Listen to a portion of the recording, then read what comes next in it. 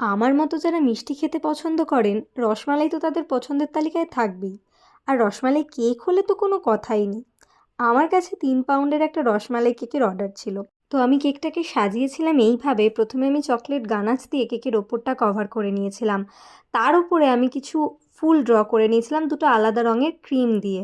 আমার ইচ্ছে ছিল রসমালাই কেকের ওপরেও যেন কিছু রসমালাই থাকে, তাই আমি কিছু রসমালাইও কেকের ওপরে বসিয়ে দিয়েছিলাম।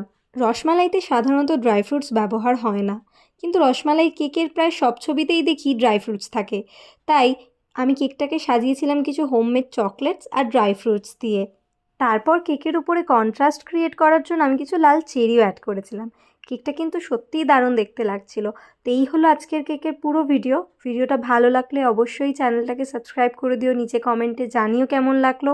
আর দেখা হবে অন্য কোনো ভিডিওয়ে। ভালো থেকো সবাই। টুডলস।